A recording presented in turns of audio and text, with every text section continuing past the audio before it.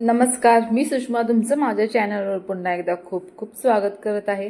तर आज आपण प्रत्येकासाठी पौष्टिक अशी, ज्यांना थोडीशी कमी आवडेल पण अगदीच महत्त्वाची अशी ही आपली बाजरीची भाकरी आपण बनवणार आहोत, जी थंडीच्या दिवसांमध्ये खूपच आपल्या शरीरासाठी उपयुक्त असते। तर आज आपण ती भाकरी एकदम सोप्या पद्धतीने कशी बनवायची, जी अजिबात तुटणार नाही किंवा त्याचे काट अजिबात चिरणार नाहीत, अशा पद्धतीने कशा प्रकारे बनवायची ते आज आपण बघणार आहोत। चला तर मग पटकन ती भाकरी कशी बनवायची आहे ते बघूया। तर सगळ्यात पहिल्यांदा मी एक परात घेतली आणि त्याच्यामध्ये आपण हे बाजरीचं पीठ घेणार आहोत। तर बाजरीचं पीठ आपल्याला चाळून घेण्याची काहीच गरज नसते। आपण बाजरी व्यवस्थित स्वच्छ निवडून त्याला एकदम बारीक दळून आणली की अजिबात चाळायची गरज नसते। जर तुम्हाला चाळायची गरज वाटत असेल तर तुम्ही चाळू शकता। त्यानंतर आपल्याला पीठ घ्यायचं आहे आणि त्यानंतर थोडं थोडंसं पाणी एकदम नॉर्मल आहे तर थोडं थोडंसं पाणी ॲड करत मस्त असं हे पीठ मळून घ्यायचं आहे। तर एक एक जण या पिठामध्ये ज्वारीचं पीठ सुद्धा मिक्स करतात, तर त्याची काहीच गरज नाही आहे। तर पीठ तुम्ही छान दळून आणलं तर भाकरी मस्त होतात आणि तुम्हाला अजिबात मोडणार नाहीत आणि एकदम पातळ सुद्धा होतील। तर पीठ मळताना व्यवस्थित पीठ मळणे हेच मेन असते की आपली भाकरी छानशी होऊन जाईल। त्यासाठी पीठ अजिबात पातळ बनवायचं नाही किंवा मळायचं नाही। तर थोडं थोडंसंच पाणी ॲड करत आपल्याला हे पीठ मस्त असं मळून घ्यायचं आहे।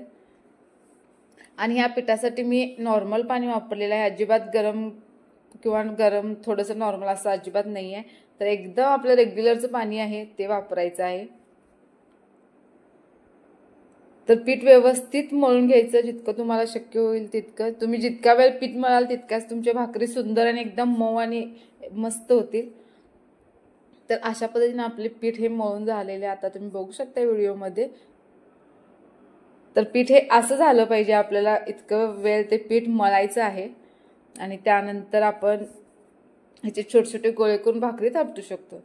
तर असं पीठ मस्त मळून झालेलं आहे, तुम्ही बघू शकता किती छान सॉफ्ट दिसत आहे। त्यानंतर तुम्हाला हव्या त्या आकाराचा तुम्ही गोळा घेऊ शकता। तर हा मी गोळा घेतलेला आहे आणि परत त्याला मी थोडंसं परत मळत आहे, जेणेकरून आपली सुद्धा भाकरी मस्त होईल आणि अजिबात साईडने चिरणार नाही किंवा मोडणार सुद्धा नाही।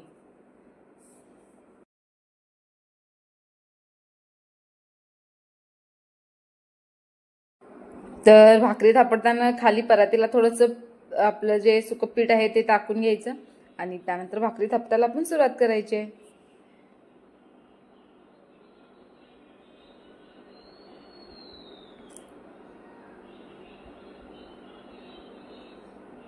तर थोडं थोडंसं करत मस्त अशी आपली भाकरी होऊन जाईल मस्त अशी।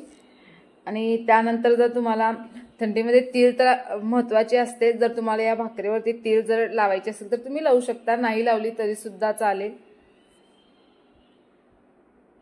आणि बघू शकता एकदम पातळ अशी आपली भाकरी मस्त तयार झालेली आहे। तुम्ही व्हिडिओमध्ये बघू शकताय की खूप जाड अशी भाकरी अजिबात झालेली नाहीये। तर तुम्ही व्यवस्थित जर पीठ मळलं तर भाकरी मस्त होऊन जाईल।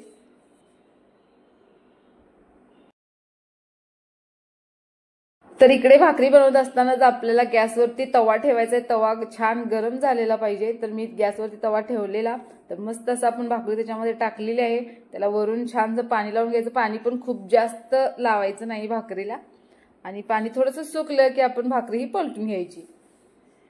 तर याचं पाणी थोडंसं सुकलेलं आहे, चला तर भाकरी आता आपण पलटून घेऊया आणि अशाच प्रकारे आपण भाकरी दोन्ही साईडने मस्त अशी भाजून घेऊया आणि भाकरी तुमची एक नंबर होणार। म्हणजे तुम्ही आता व्हिडिओमध्ये बघत असाल की भाकरी मस्त अशी आपली फुगलेली सुद्धा आहे। तर तुम्हाला माझी आजची बघा रेसिपी कशी वाटते, भाकरी मस्त झालेल्या आहेत आणि अशाच पद्धतीने आपण सर्व भाकरी बनवून घ्यायच्या आहेत। आणि माझ्या सर्व भाकरी आता बनवून झालेल्या आहेत आणि तुम्ही बघू शकताय अजिबात जाड झालेल्या नाहीयेत। तर मस्त अशा पातळ भाकरी बाजरीच्या मस्त अशा बनवून झालेल्या आहेत भाकरी। तर तुम्ही पण ह्या टिप्ससह अशाच पद्धतीने ही भाकरी घरी बनवून बघा आणि नक्की तुमची पण भाकरी अशी छानशी फुगेल। तर तुम्हाला माझी आजची बाजरीची भाकरीची रेसिपी कशी वाटली ते नक्की सांगा। तुम्हाला जर रेसिपी आवडली असेल तर लाईक करा आणि चॅनलला सबस्क्राईब करा, असेच तुम्हाला छान छान व्हिडिओ माझ्या चॅनलवरती बघायला मिळतील। थँक्यू।